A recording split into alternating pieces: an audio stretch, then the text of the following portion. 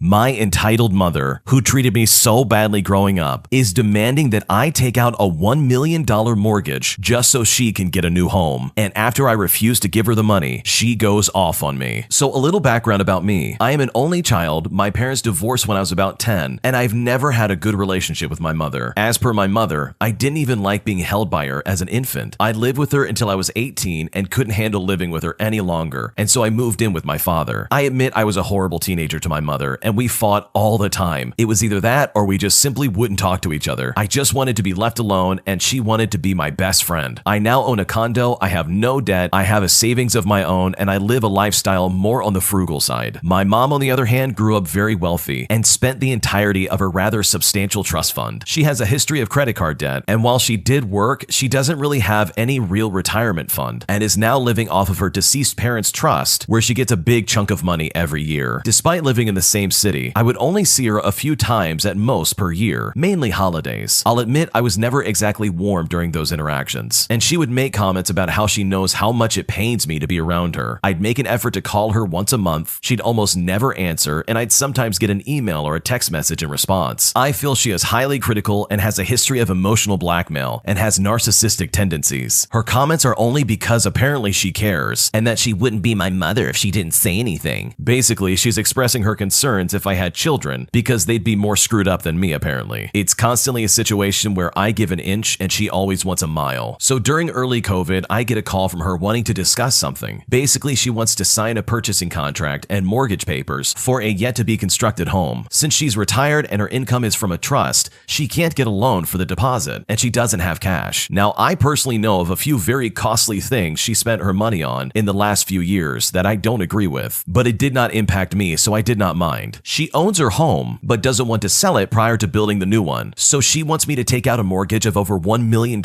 with early access of $120,000 in the deposit. But as per her, apparently it'll be fine because the home will be in my name and she'll make payments till she sells her home. This supposed discussion I was having with my mom was so well thought out that I was told that a contract was being drafted and that I needed to make an appointment with my bank to get things going. For a brief moment, I considered lending her the cash, but then I would be broke. Also, I have no trust when it comes to finances, and my mother due to her history. So after using my brain and consulting with a few people who can be objective, I told her unfortunately I was not in a position to help her. Then the insults start on how I'm consulting with the wrong people and that these people clearly aren't educated and that I'm passing up on a good opportunity for my credit. And of course, it's because of me she lost out on this new home. She then, because of this, refused to talk to me, as this was apparently the final straw in our very fragile relationship. I tried to contact her for many months, maybe over a year, until I told her I was moving countries and I wanted to try and make some repairs to our relationship before I left. We did sit down and talk prior to me leaving, but not about this home she was trying to build. I'm trying to be civil, but after so many years of her comments, it's really hard. This is such a sketchy situation because this person knows for a fact that their mom is probably going to screw them over somehow. Like, no lie, they clearly have no good intentions when it comes to their own history of credit card debt, and I very seriously doubt that they would actually pay for things on time. And worst of all, the original poster would be on the hook for any of these payments. And then let's say that she doesn't start doing her payments like she should, and then she's stuck in the home you built for her that you now have to try and figure out how to get her out of. In my opinion, not giving her this money was probably the best decision you could have ever made, because I honestly think having to deal with this lady on a daily basis would have been an absolute living nightmare for this person. Thankfully though, they made the right decision and didn't give this money to their mom, because you can bet she absolutely would have been careless with it like she has in the past. This next one came from the Am I the Jerk podcast subreddit. Check the links in the description if you'd like to submit your own stories. Am I the jerk for not being the ideal son? Okay, so before this starts, I want to say that all I want to do is know if I'm in the wrong here. So a few months ago, I realized that there are about 3 people in my life who really care about my feelings and what I think. Everyone else has their own perception of me that I feel are very inaccurate. I have also felt that they don't think I care what people say to me because I always seem to have no emotions when they start saying garbage about me. I started feeling this when my mom was yelling at me for getting a 79% for the first time at school, and I said that I was overwhelmed and that no one really cares about my emotions. She then replies with,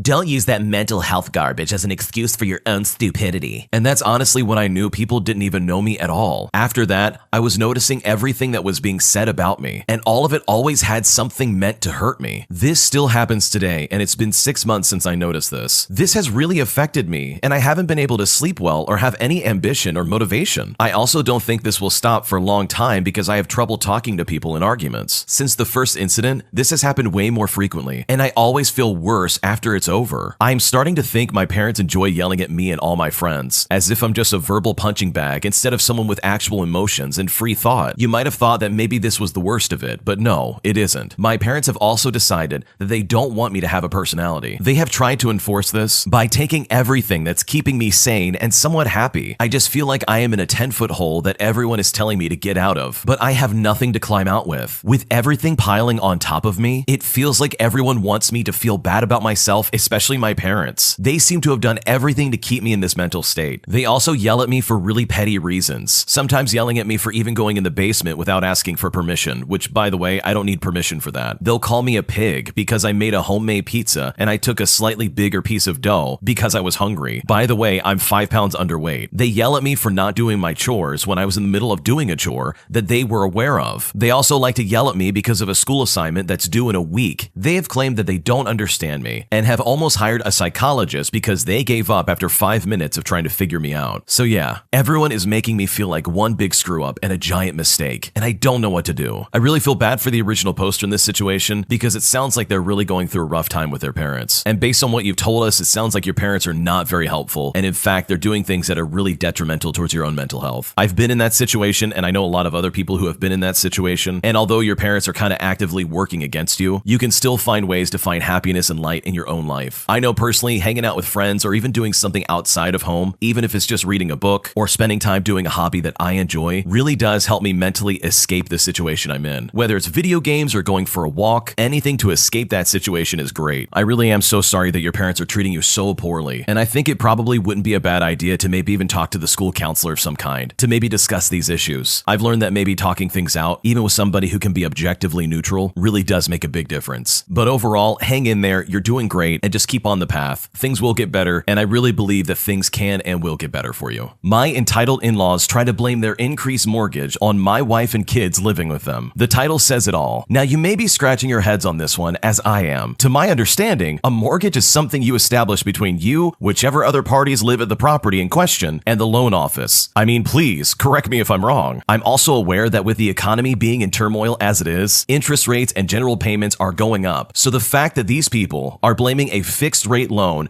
going up in regular payment requirements because a few bodies are added to the mix is absolutely ridiculous. Electricity and water bill going up? That I can understand. But saying, oh, our loan we took out for the house went up, and it's your fault, so you have to pay us more. That is simply criminal in my mind. When my wife brought this to my attention, I flat out told her to not give them another dime more than what we agreed upon. They have been stealing from us the entire time that we've been there, and I am not a wallet that they can pull from. Neither is my wife, nor is my kid. Their antics when it comes to arbitrarily charging us extra for their loan has delayed us getting out of there in the first place for several months. If they really take issue with this, then I will happily get involved and share some words with them. If they don't, and I know they probably won't, then they can go pound sand. Like it or not, they will not bully me, my wife, or my child for another penny. I don't care what it takes. Good for them for standing up for this kind of situation. And yeah, according to my knowledge, the number of people living in a house does not change your mortgage price. Like, it literally does not work that way. And the original poster has it correct. The utilities and any other stuff that may be going up as a result of them living there is completely understandable. And yes, I'm sure the people living there would absolutely feel fine paying for what they need to pay for. But to try and pawn off your mortgage going up on the people that are living there and then to try and blame them for that mortgage going up is just completely, as they put it, criminal. And no, I wouldn't put up with that for another second either. It sounds like these people have tried to do this multiple times and have gotten away with charging them extra, which has delayed them leaving for months now, which from the sounds of it is probably what these people are trying to do to this family. They probably want them to stick around so they can use them as some kind of income source so that they can pay for their mortgage, which is just really gross in my opinion. Hopefully that's not the case. Hopefully this is just a misunderstanding. But either way, I hope the original poster and his family are able to get out of this house and find another place to live, because these in-laws are absolutely just trying to use them for money, and they're trying to squeeze them for every penny that they can possibly get. My friend wants to have a baby with a guy she's been talking to for 1 month, and I'm not sure what to do about this. I'm from the UK and I'm not sure what to do here. My best friend has been seeing this guy for just over a month now. She seems to like him, though sometimes mentions things he's done that have upset her in the past. I thought to include this as they're not together at the moment, just seeing each other, so to speak. Yesterday, my friend told me, and she was deadly serious, that she's thought about wanting a kid for a while and wants to try for one with this guy she's not dating and has only known for about a month. Apparently, she's asked the guy and he's decided to go for it and has even offered to leave his job and to move away with her. My friend is planning on moving to a foreign country and she has made this man aware of this. I don't know what to think about the whole thing. I'm convinced she's not thought about it properly, hence why she wants to do it with a guy she's known for a month. If I was in the guy's shoes and if I was being asked this by a girl I'd been talking to for such a short time, I would have run in the other direction. But this guy is the exact opposite. It's almost like he's happy to oblige and help her make this happen. I'm really worried about my friend and I'm not sure how to help. What should I do? This is a super sketchy situation because it sounds like your friend is really not thinking this through. I love babies just like anybody else, but that is a human being you're raising. This is a living, breathing thing that you cannot just get rid of. And babies are extremely expensive. Why on earth would you just jump into this on a whim, it seems like? And the worst part about it is you're going to a man that you've only met and have known for about a month. That's just crazy to me. You don't know anything about this guy at all. It'd be different if this is someone you've been dating for a long time and you both decided, hey, let's make this step and let's have a baby together. But you have just met this guy and he's going along with it. The original poster has it right. If someone came up to me and said, hey, I know we've only been dating for a month, but I want to have a baby, legitimately, I would have ran in the other direction. I would have cut this person out of my life completely and I would have said, no, there's no way that's happening. But the fact that this guy is not only okay with this happening, but willing to be a part of this, as well as being willing to move to another country with this lady, is super, super sketchy. This entire situation is just one big red flag, and it is absolutely just weird. I think anything that you could do if you're legitimately this concerned is probably get her parents involved. Let them know exactly what's going on and say, hey, she's known this guy for a month and then suddenly she just wants to have a baby with him. And this guy is just willing to go along with it. Hopefully though, the original poster's friend comes to their senses and they're able to see that, hey, if I want to take care of something and love something, I should probably just get a pet or something to see how I could handle being a parent. Because having a kid is no joke and you got to make sure that you're ready to make that step. My girlfriend of almost 4 years cheated on me and now I don't know what to do next. My girlfriend and I have been dating for 4 years now and we've been living together for close to 3.5. We've had our ups and downs like any relationship over the years, but one thing we both maintained was that no matter what, we always talk to each other about our problems and work them out. The last 2 years were pretty rough with COVID as well as all the lockdowns and restrictions that were in place, but this year we started going out again and doing all the things that we used to do, like going out and having regular dates again. Just the other night, we were out drinking at a cocktail bar, and it was one of the best nights we've had in a long time. My wife started a new job back in March, which I encouraged her to go for, and she's been loving it ever since, and I've been so happy for her. However, the problems for me started because of her coworkers, all of whom were young single men or similar in age. We all had similar hobbies and such, and she even invited me to meet them and take part in the hobbies as well. They were all far more skilled than me, as well as my girlfriend, which at first didn't really bother me. A couple of weeks ago, she told me she wasn't planning to come home after work because they were doing extra staff training for a couple of new people that started late, and she felt it would be easier than finishing late and driving 40 minutes home just to go back early in the morning the next day. I obviously wasn't happy about it, and I told her that I wasn't happy with her sleeping arrangements, and if it was that much of a problem, that I drive to get her and take her to work in the morning myself. She declined my offer and said that it'll be fine and that she'll just sleep on the fold-out couch instead. So I just left it at that. Things got worse for me when a few days ago, she told me the exact same thing, saying that she was working late again and that she was going to have pizza as well as a few drinks with her work buddies. At about 11 o'clock at night, she texted me saying that she loved me, followed by a text from each of her work buddies, talking garbage, and it made me see red. All I felt was pure anger, and the worst part is, she didn't text me back to apologize or anything. We didn't talk until she came home the following evening, and I was angry the entire day. When I saw her, she had love bites on her neck, and I instantly confronted her. She told me she got drunk and slept with one of her work buddies, and I flipped out. I felt like my whole world just came crashing down on me because I knew something might happen, and I told her to come home and not stay the night, and she didn't want to. She wasn't even upset the night she told me this, and she told me that she didn't regret it and that she was unhappy for months. But to me, it just felt like excuses and her trying to justify what she did. Since Saturday night, she hasn't been working, and it was the first time she had alone time to think about what happened, and that's when she called me crying, breaking down, telling me she's sorry and that she regrets it now, saying that she would be open to trying to fix things. Part of me still loves her and doesn't want to throw away 4 amazing years together. I spoke to some of my long-term friends, and I'm meeting another one tomorrow. My female best friend of almost 10 years thinks I should cut my ties and stop talking to her, saying that I should just kick her out of the house. My best male friend, on the other hand, thinks I should try and forgive her if I truly think she's been genuine with how she's feeling now. This entire situation situation just has me feeling completely gutted, so I'm not sure what to do. What's my next steps? Should I still try to work it out, or should I cut my losses and try and move on? This is a really tricky situation because your girlfriend cheated on you and doesn't regret it. She only regretted it once she had some alone time to really reflect on what she did. But let's not forget what she initially said. For me personally, it doesn't matter how long someone's been with me, cheating is an automatic deal breaker. That changes the game completely in my opinion. And I think this lady is only feeling bad because she got caught, as opposed to her actually feeling bad for doing something that went behind your back and ruined your relationship. So overall, there's a lot of options to think about, and hopefully you find the answer that's going to bring you the most peace in your life. After being together for 10 years, my partner won't marry me. My partner and I have been dating for 10 years. We started off as friends, then best friends, then finally dating. We have said I love you to each other for almost as long as we've been dating. We've been talking about marriage for about 8 or so years, and we've been living together for about 5 years now. But still, he hasn't proposed. It's not like I'm quietly waiting. We've talked about it a lot. He has made it clear on several occasions that he wants to be the one to propose. He also said he has anxiety and social anxiety, and that's contributing to all of it. But I also have anxiety, and honestly, this is just making it worse. I've made it clear that I'm not very traditional, and that we could go to a ring store together and then immediately drive over to the courthouse. I don't care about the wedding or a crazy proposal. I just want to marry him. He says he wants to marry me too, but now I'm afraid something is going on. I trust him not to lie to me or to cheat or anything. I don't think it's something that overt. Maybe even though he loves me and is faithful, he just doesn't want to marry me. He just may not realize it yet. I once gave him a year to propose, or I was going to be the one to propose. And he said again that he wanted to be the one to propose. So a year went by and there was still no proposal. I didn't end up proposing. However, because things kind of hit the fan within that year, I wanted to give him some wiggle room. But still, nothing. I love him more than I can really say, but the agony of feeling unwanted and then being questioned with, "Don't you trust me?" after 8 years of what feels like a huge broken promise simply sucks. I've talked to close friends about it and was told that between 6 to 8 months into the relationship is all it should really take to know where we're headed. They also told me their stories, as well as some other people's stories that they know, about other couples who were together for 10 or even 15 years that still ended up breaking up, all because he wouldn't propose. I just want to know what to do. I love him and I trust him, so I genuinely don't think he's just leading me on, but I just want some advice on what to do. I understand that there's a possibility that I'm being insensitive or overdramatic, but I'm not a robot, so my feelings aren't going to change overnight. What should I do? 10 years is a long time to be together and still not have the expectation of being married, especially since this relationship that's being described already has the expectation that they both want to get married, or at least that's what's being said, but it seems like no action is being taken to try and make that happen from the guy, which traditionally enough is typically the person that initiates it. It is sad that you had to set up some kind of ultimatum just to get your man to get a ring, and it sounds like even after this year deadline that you gave him, basically saying if you don't do it, I'm gonna propose, he still hasn't made the move. There's a lot of conclusions you can draw from this and a lot of assumptions that can be made, but I think it's time to have a really honest conversation with him. Otherwise, you're just gonna be waiting another 10 more years for something that is never gonna happen. Maybe there's too much pressure on the situation, maybe he just doesn't feel ready, but then again, you live together and you've already been together for 10 years. Logically speaking, what really is going to change if you're both married? And I believe you when you say that he's not cheating on you. There's nothing that you've mentioned that would even suggest that that's even happening. So it's definitely a situation of, well, what's going on? But whatever you decide to do, I hope it works out, because 10 years down the drain,